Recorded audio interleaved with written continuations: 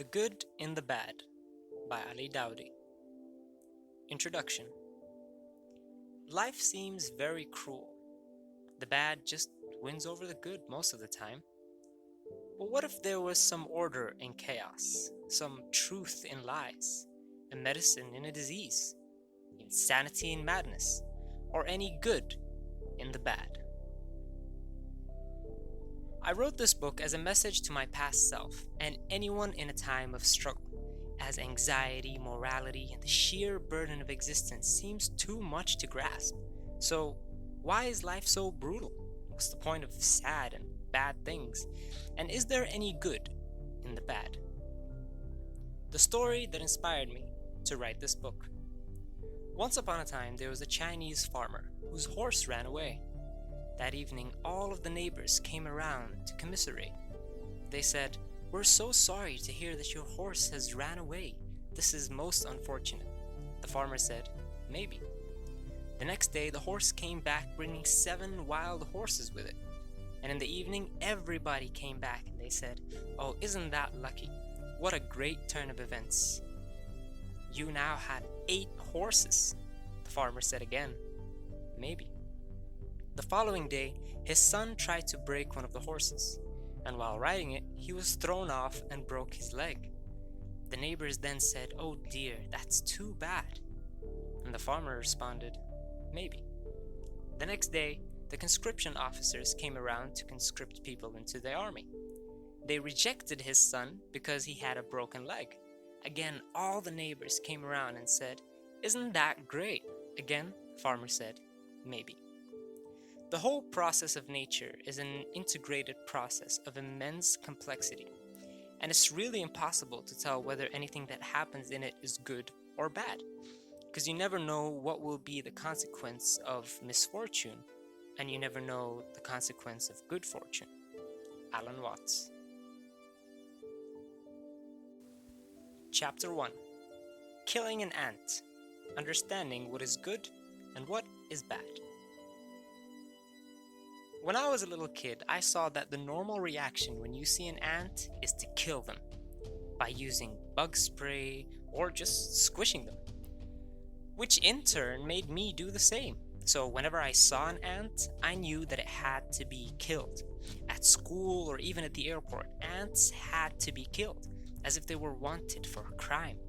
However, that period of my life only lasted about a year, because then I had a realization while watching Animal Planet.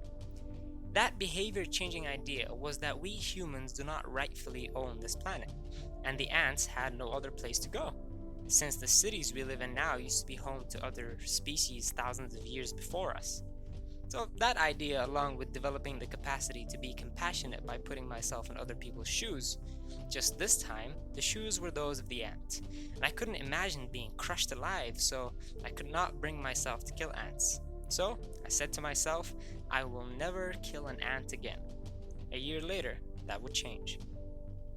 I came to a new realization while watching more nature documentaries on TV.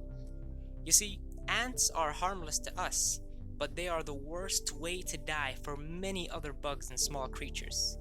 It was like watching barbarians pillage a village, as the ants are tearing wings off butterflies, butchering ladybugs, and stealing eggs. I saw them brutally ripping apart their prey, limb from limb, while it was still alive. Then I vowed, from now on, I will only kill ants to save the world from their horrible mini-war of death. And so, I did kill ants again, for about 2 months.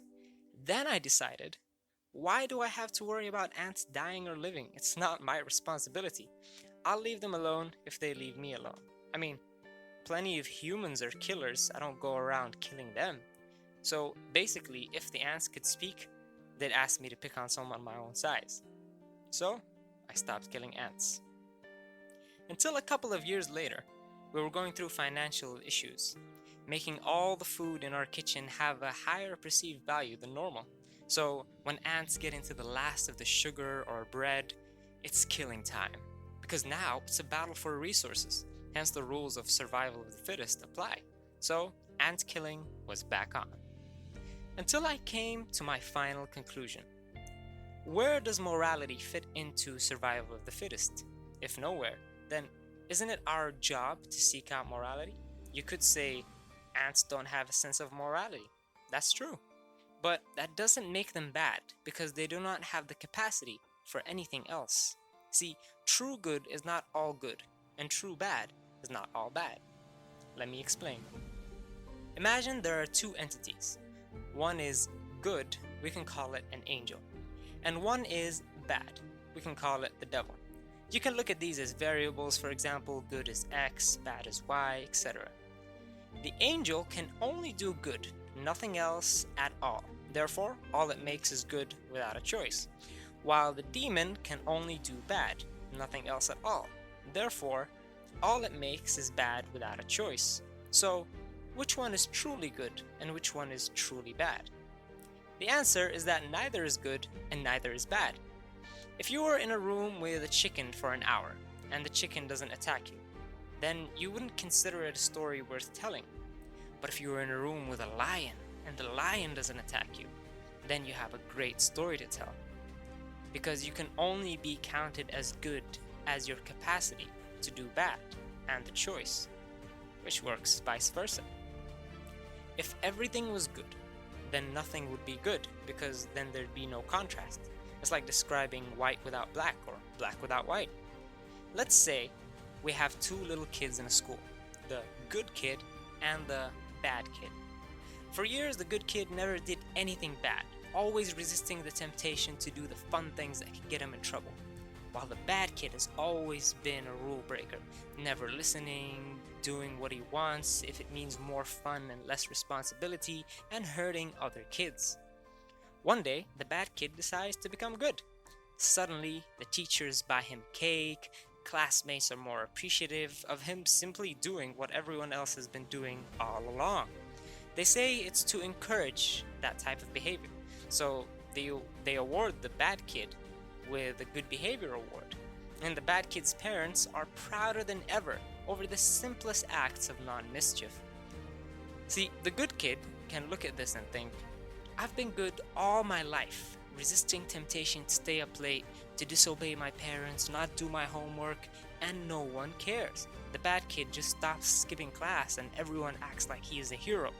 See, the reason for that is that we appreciate good things more from people who can do bad.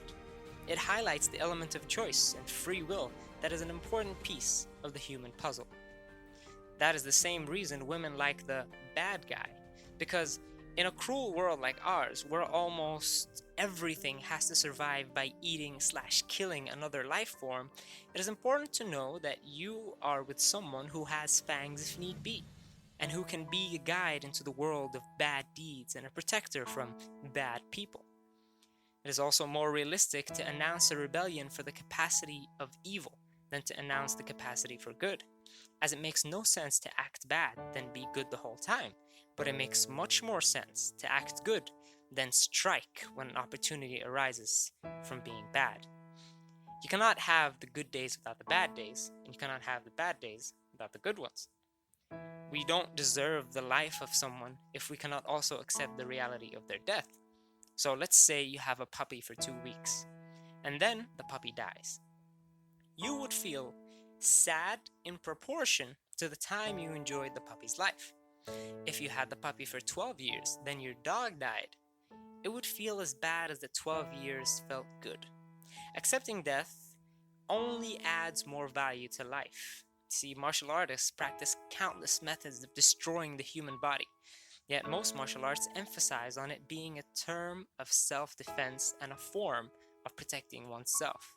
Being able to break bones and draw blood, but having the control to do so only when absolutely necessary. So, it's not the bad guys that scare us, it's the bad guys with no control that scare us.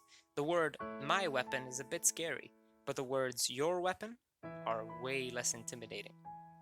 The same can also go for what good people talk about and what they consider interesting, which is mainly what the bad people are up to. I've noticed this with many people, especially old people, pre-internet adulthood, where I would be invited to a gathering where everyone is so polite and generous. After the meal, everyone sits down for a chat, and all of the topics in the world they can access, they leave them, and they start talking about what the nasty people are doing. Neighborhood robberies, international violent news, relatives they suspect are up to no good, people who've wronged them in the past, etc. And yet, in almost every gathering, that part of the conversation is where everyone sits at the edge of their seats to listen, except for the kids who could not be bothered. And I don't blame them. I never cared what the adults were talking about as a kid either. People like to look at bad as a sort of mirror they can stand in front of and pretend to be on the other side. So if we acknowledge the reality that we all have the capacity for bad, then that would lead us to understand exactly which ways we can be bad. And when the monsters come out of our beds to lure us into the darkness, we would know exactly which weapons we use to defeat our vices.